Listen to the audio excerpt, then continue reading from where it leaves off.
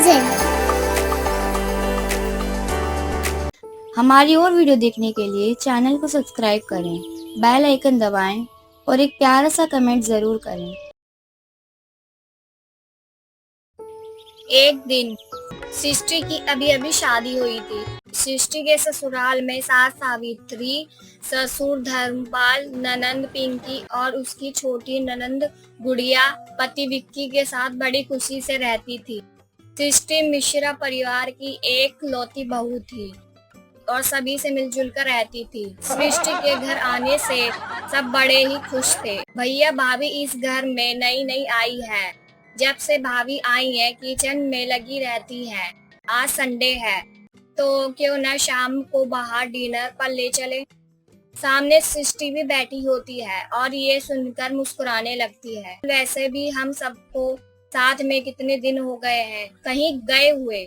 फिर सावित्री बोलती है, विक्की बेटा तू बढ़िया सा रेस्टोरेंट देखकर बुक कर ले।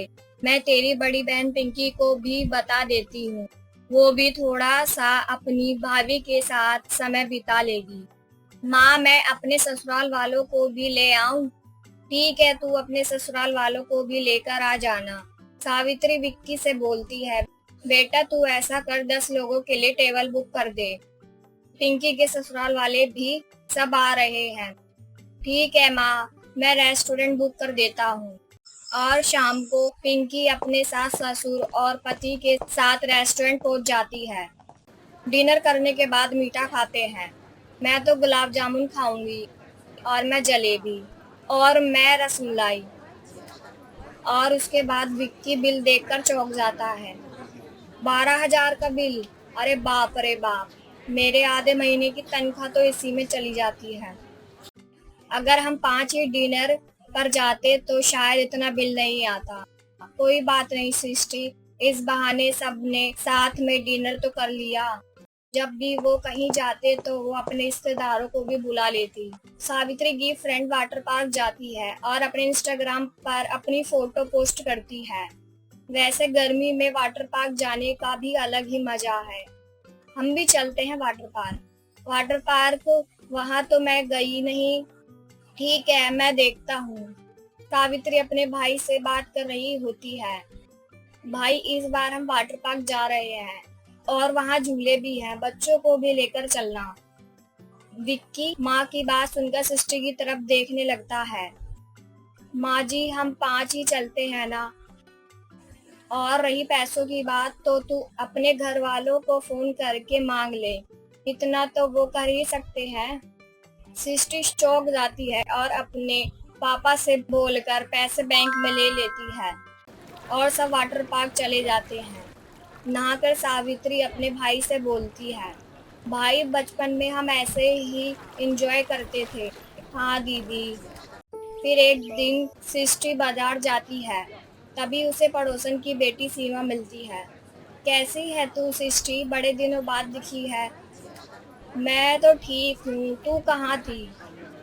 अरे तेरे जीजू है ना, उनको घूमने फिरने का बहुत शौक है तो उनके ही साथ गई थी। सच में यार मजा ही आ गया। तू क्यों नहीं जाती? तो सृष्टि उसे सारी बात बताती है। देख सृष्टि, तुझे अपनी समस्या का समाधान खुद ही करना होगा। फिर सृष्टि ठान लेती है कि माँ जी को सबक सिखाकर रहेगी। कुछ दिनों बाद वो मनाली जाने का प्लान बनाती है। अब चाहे मुझे कर्जा ही क्यों ना लेना पड़ जाए, अब मैं अपने घर वालों से पैसे नहीं मांगूंगी और माँ जी को सबक सिखाकर रहूंगी। सृष्टि रिजॉर्ट बुक कर देती है और उसमें 30 कमरे बुक करती है। बहू तूने 30 कमरे क्यों बुक किए? माँ जी मैंने सोचा तब 15 कमरे बुक किए तो बाकी के 15 भी कर लूं, तो मैंने अपने मायके वालों के लिए भी करवा लिए। सावित्री ये सुनकर हैरान रह जाती है। फिर सब मनाली पहुंच जाते हैं। अब विक्की के पास खर्चे के सारे पैसे भी खत्म हो जाते हैं और वो लोन लेने के लिए बात करता है। और ये बात सावित्री सुन लेती है कि वो कितना कर्ज में फंसा जा रहा है। सावित्री को बहुत बुरा लगता है और वो अपने बेटे से माफी मांगती है। मुझे समझ आ गया कि चादर उतनी ही फैलानी चाहिए जितने हमारे पैर हों।